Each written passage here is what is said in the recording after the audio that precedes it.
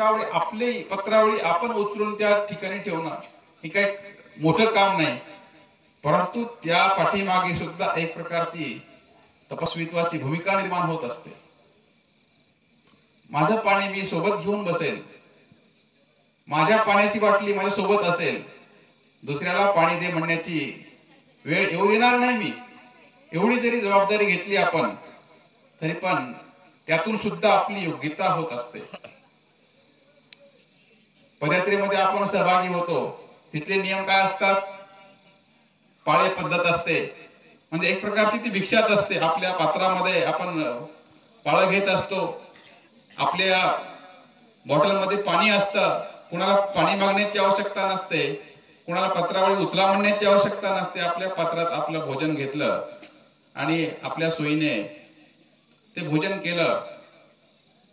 त्या ठिकाणी कोणालाही त्रास देण्याची त्या ठिकाणची भूमिका नसते आणि त्यातून एक शिस्त आपल्याला निर्माण होत असते आणि अदृष्टपर सुद्धा लाभ त्या ठिकाणी आपल्याला प्राप्त होत असतो.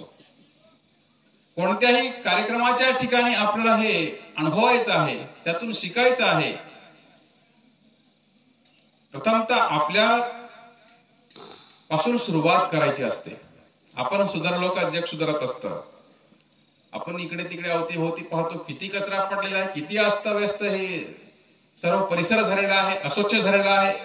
येणारा माणूस पाहतो आणि नाक मोडून निघून जात असतो, परंतु हा कचरा केला कोणी? बरं, माणसानेच केला. इथल्याच माणसांनी केला, बाहेरून कुठून आले का माणसं? सांगायचं तात्पर्य, ही जी अस्वच्छता आहे ही अस्वच्छता निर्माण होत असते. प्रत्येक विशिष्ट कालखंडामध्ये धर्माला सुद्धा ग्लानी येत असते. आपलं घर, आपलं अंगण या सुद्धा ठिकाणी कचरा होत असतो, साफ करावा लागत असतो.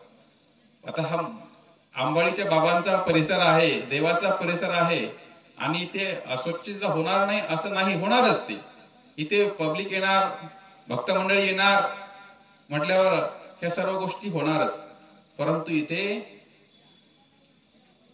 सेवा करणारे हात सुद्धा उपस्थित होणं अत्यंत आवश्यक आहे. सेवेतूनच त्यांनी कचरा केला म्हणून आपल्याला सेवा करायला भेटेल ना. कुणी येणारा भक्त असेल, त्या भक्ताच्या येण्याने निश्चितच ह्या परिसराला पावित्र्यपण येणार आहे. त्याच्या श्रद्धेमुळे, त्याच्या साधनेमुळे या स्थानाचं महत्व वाढणार आहे. कारण अनेकांची श्रद्धा ज्या ठिकाणी एकवटत असते तिथे भगवंताचं अधिष्ठान जागृत होत असतं.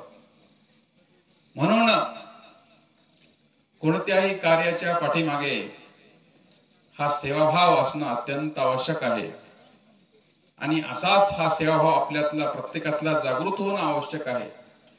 बस काही नाही, माझ्या पुरता जरी मी विचार केला किंवा माझा जरी त्यामध्ये माझ्या पत्रावळीचा जरी सहभाग जरी असला सेवेचा, तरी त्यातून सुद्धा आपल्याला सहकार्य करता येऊ शकतं. म्हणून कोणत्याही धार्मिक कार्यामध्ये सहभागी झाल्यानंतर आम्हाला तिथला लाभ घेता आला पाहिजे आणि यातून सक्रियतेतून आपल्याला त्या विधीचा लाभ प्राप्त होणार असतो. दुपारी आपण ऐकलं, देवाची सेवा म्हणजेच श्री दत्तात्रय प्रभूंच्या विषयाची सेवा केली म्हणजे सेवा झाली का? तर नाही. इथे अवतीभोवती जी काही तुम्ही सेवा करणार आहात ती देवाच्याच लेखी लागणार आहे. ते खातं देवाचंच आहे आणि म्हणून इथे प्रत्येक कोणतीही सेवा केली असेल ती ईश्वराचीच सेवा आहे. ही दासत्वाची भूमिका आपल्यामध्ये निर्माण होणं आवश्यक आहे. आता इथे या कार्यक्रमामध्ये 300 ते 400 मंडळी या ठिकाणी उपस्थित आहेत आणि एवढ्यांनी जर गर्दी केली सकाळच्या वेळेस 3 ते